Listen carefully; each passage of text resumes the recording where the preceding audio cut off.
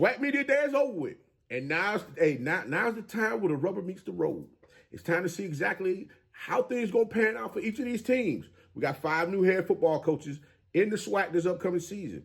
There's also some players that moved around, as well as there's some players that no longer have any eligibility that's going to, go on to do some phenomenal things.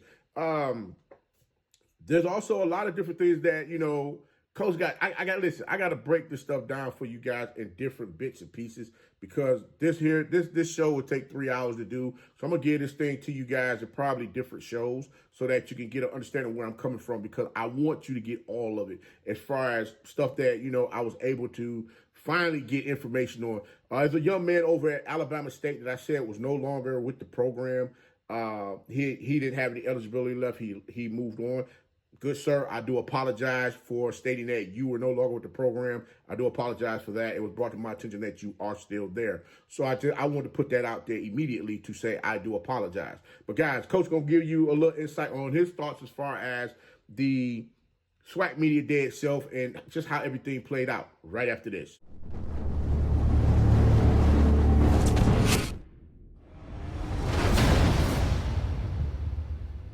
It's your favorite coach back at it again. 10 toes down, about to tell you how it all went down. This is Tomorrow Leader Sports Network with your host, Coach Walker. If you're new to the channel, please like, share, subscribe. Hit that notification bell so you get all upcoming videos. For all my leaders out there, welcome back.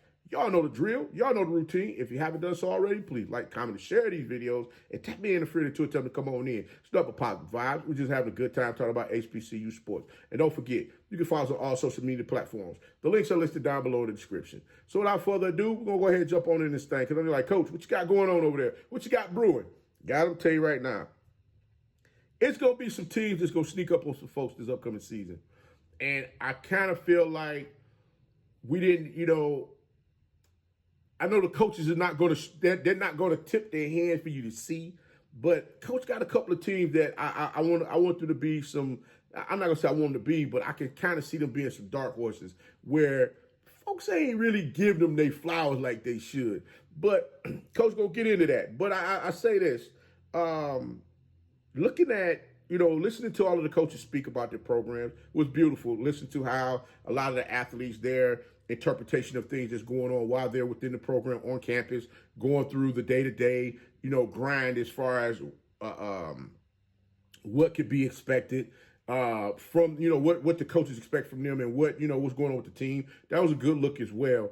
I got to say that one thing that caught me off guard was the preseason the preseason rundown as far as why didn't you have all of the linemen on the list? That just blew me away. But we'll talk about that another time. But guys, let's go ahead and get on this thing. I'll tell you this: all of the teams have a lot of different athletes coming back. One thing that did stand out to me the most was Mississippi Valley State's head football coach. I like Coach over there and the reason why I pulled him to talk about him and what he got going on with his program is because what really caught me off guard with him, he said something that many coaches won't own up to.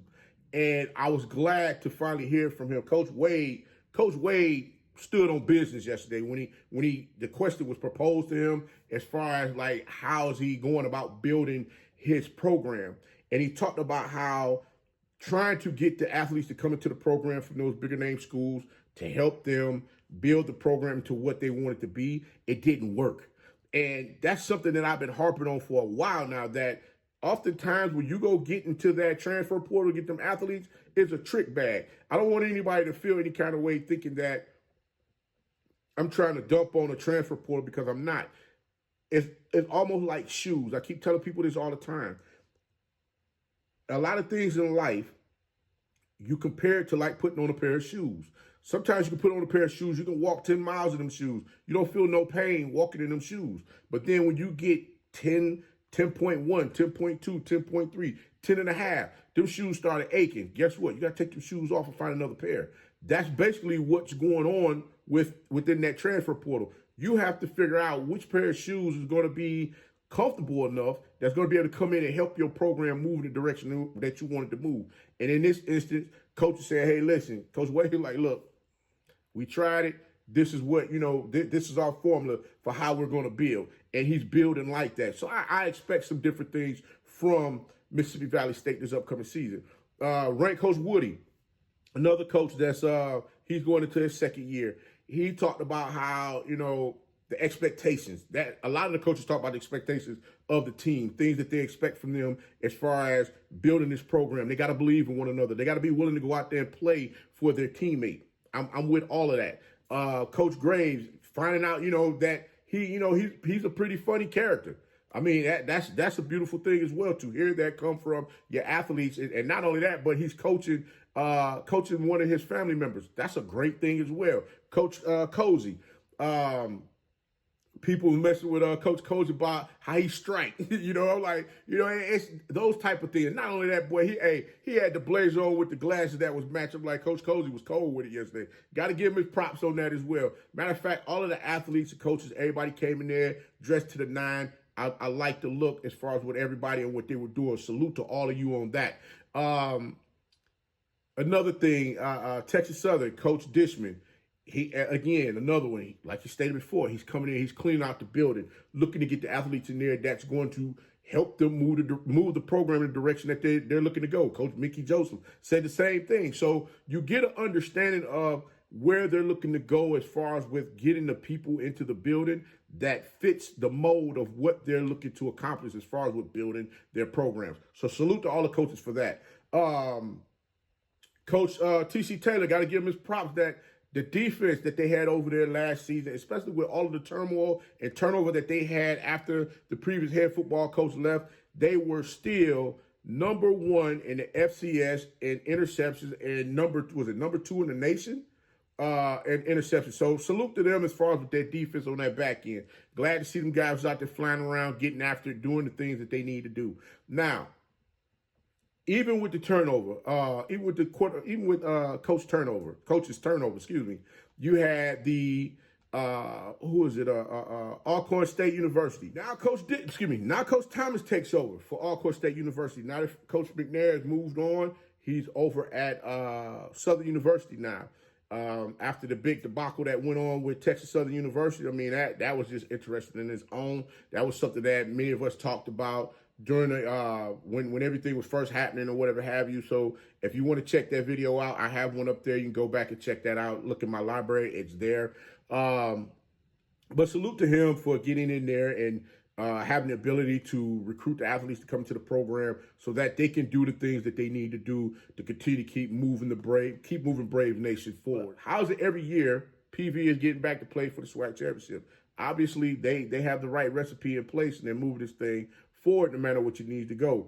So PV, like I said, they're looking to go ahead and expand things as well over there. They got a couple of quarterbacks that's coming into the program that's going to help them get things together. One thing I do hope as far as with that is that they do have quarterbacks that are a little more accurate. I'm just going to be honest with that. I mean, I'm not being sarcastic or funny, mean or nasty. I'm just saying, hey, you got to move that ball down the field. And if they could have made a couple of first downs here and there, we might be talking about some different things as far as with their program. They might have been that one playing in Celebration Bowl. Never know. I'm just looking at film as far as things that went on. Just, giving my synopsis of, had they, if they could have did this, could have did that, things of that nature. You got Andrew Body, who's coming off a medical red shirt. He's now over at Alabama State. And I'm going to be honest with you, boy. Sitting there watching Coach Eddie Robinson Jr., boy, listen, let me tell you something. Eddie Robinson Jr. was sitting there like he had a spades hand. He had a Boston, like, you know how you got that hand, that hand of hands where you like, I'm about to bust y'all behind, boy. Ooh. Yeah, go lead off with that card. I'm going to take all of that. Soon as you mess up and lead off with the wrong card, he going to go ahead and run through everything. And I'm just sitting here wondering, like, I hear y'all got a 6'5" giant coming over there. I want to see what he can do. I done checked him out now. I done checked him out as far as what's going on. And I'm gonna save it. I'm not gonna dish on that right now. We gonna wait. But I see y'all got some things y'all trying to make a move and do over there, which is pretty good as well. And I get it, as far as like how everything came about as far as the list of order. I talked about Alabama State needing a little bit more. I talked about that in the previous show. You can check that one out as well. It's in the library. I think it's like 1 or 2 shows back. But I will be honest with you. They definitely need a couple more targets. And then we could talk about a couple of things. I want to see what's going to happen when they're in a dog fight. Last year, you caught folks slipping as far as with the special teams and things and the defense was stout. Can't take that away from that defense coordinator. Hey, you came with it. I got to give you your props, sir. Y'all, Bubba, like I said, is no longer there. Colton is no longer there. You got the young man over from University of Arkansas? He came from.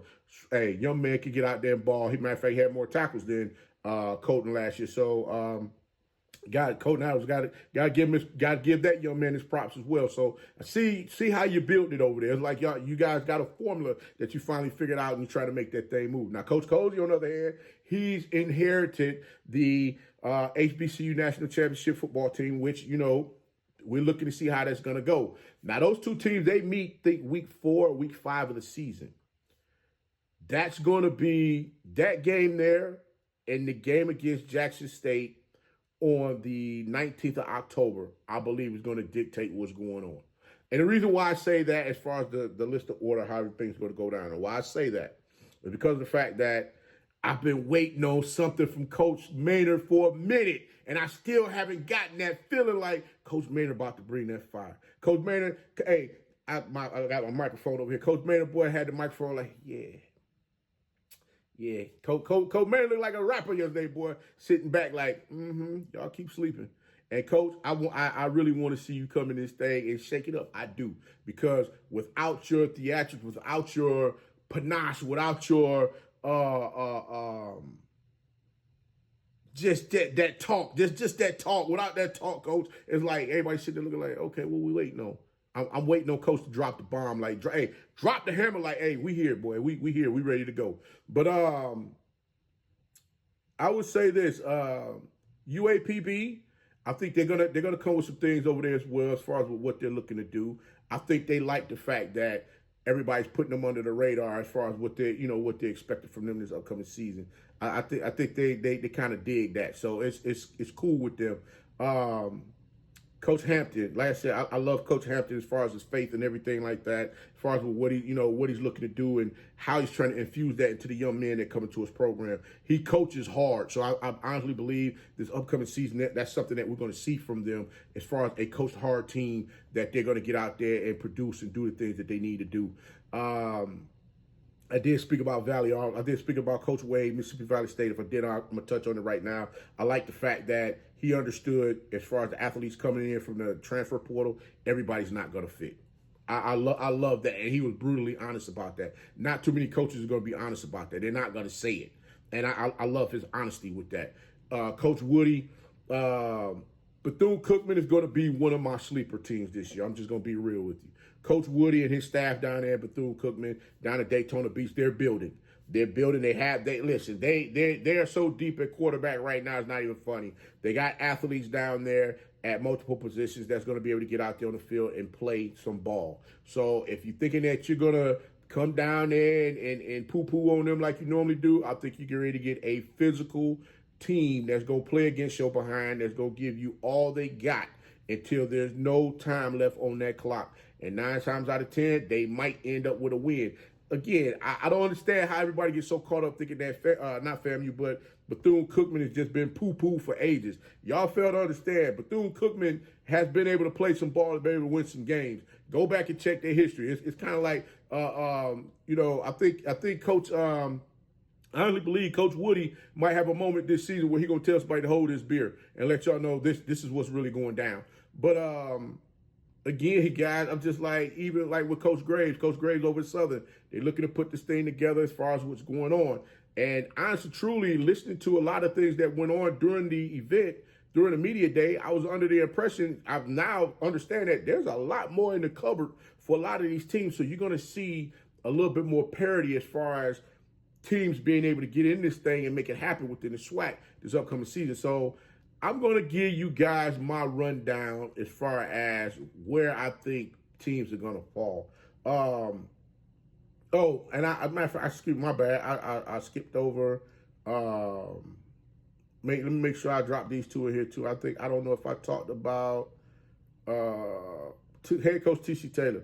Salute to you on your season last year, as far as what being able to put a team out there to go up, being able to put a team on the field to go out there and compete. Even though you guys were 7-4 last season, you still had your team in games. There was a couple of little minor mishaps here and there that need to, that I'm sure you're going to make sure is fixed this upcoming season. And again, I honestly feel that what he did from building his coaching staff, he went younger, which you got coaches that can relate to the athletes. Smart move, coach. I like that. And a lot of people's not paying attention to that, because guess what? Yeah, there's a lot of coaches that, have been around it. They are a little seasoned. They are a little seasoned, and they understand that, this is how it was done in my day. We're going to do it this way. And I'm like, they don't want to incorporate a little bit of the new with the old and, bring it together so that people can really see and understand exactly what's going on. So I like the fact that you said, hey, let me go ahead and get a little younger, because I got these athletes coming in here, and get these young men to, be able to incorporate what we're trying to do and understand where we're coming from. And then that way things are going to move in the manner in which we need them to move. So again, salute to you on that. Coach Mickey Joseph came in.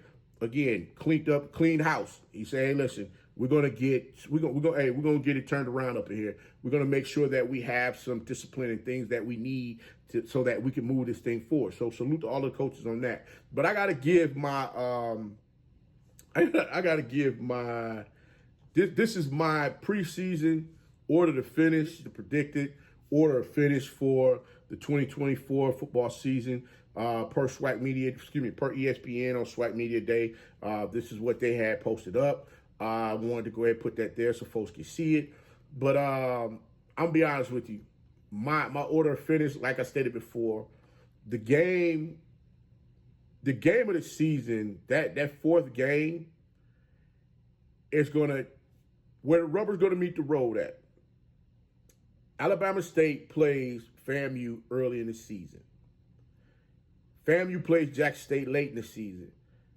I think Jackson State plays Alabama State later in the season. This is going to be interesting right here, because whoever wins that game, like I said, we could very well see a three-way split with FAMU, Jackson State, and Alabama State. But this is the caveat, though. Reason why I say Bethune Cookman is going to be the dark horse, because Bethune Cookman sees Alabama State first. And I honestly believe they're going to come out swinging for the fences, letting everybody know that they have arrived. And I got a strange feeling somebody going to get caught.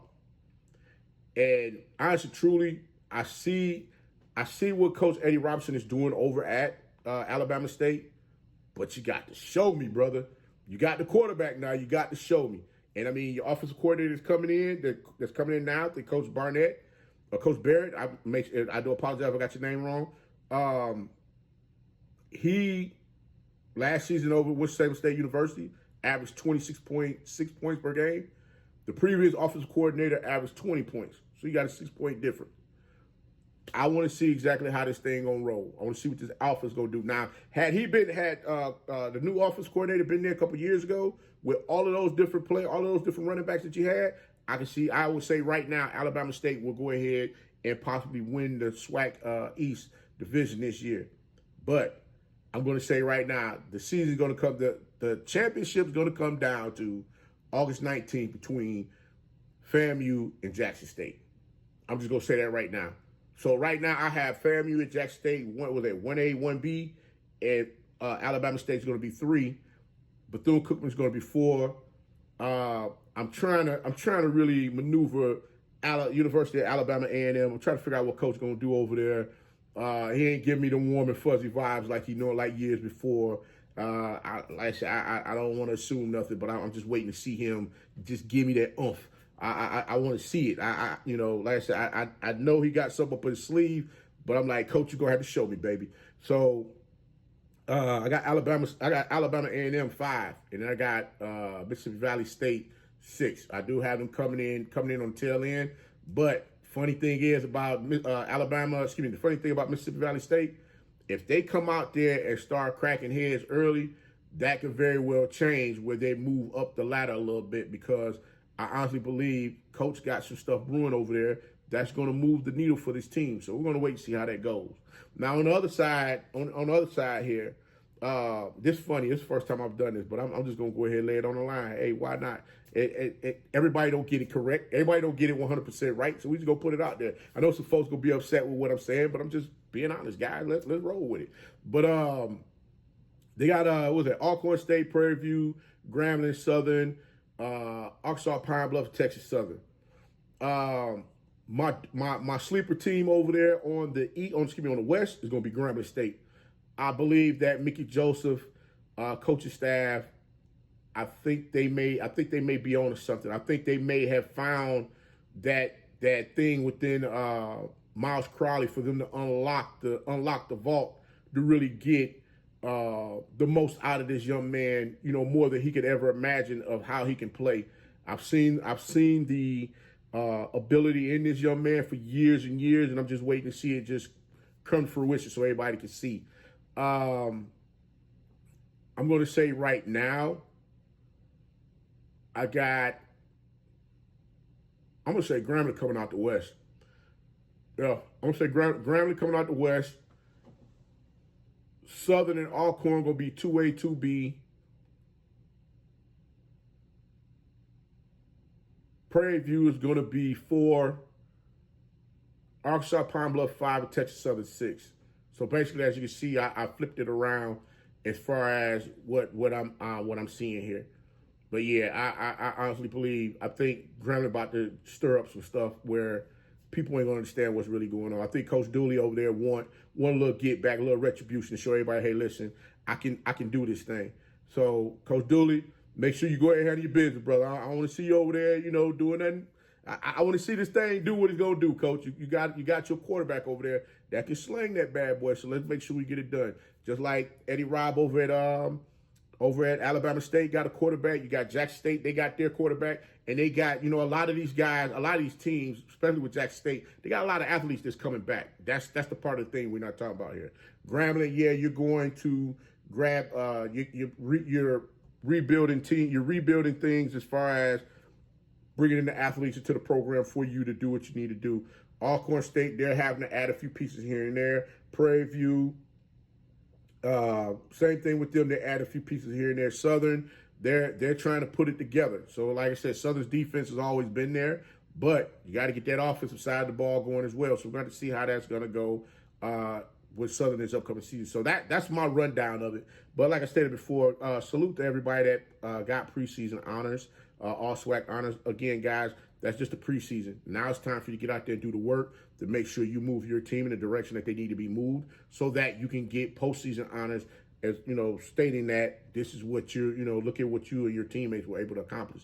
At the end of the day, I know everybody's looking to raise that trophy up to say that we are the champs. So I'm looking forward to seeing some great football this upcoming season, and I'm gonna give you guys as many breakdowns as I can as far as the different teams, as far as what I'm seeing out there that could have me thinking the way that I'm thinking as far as with my prediction of order for this upcoming season. But guys, Coach gonna go ahead and get up on out this thing. But until next time, be the one and lead.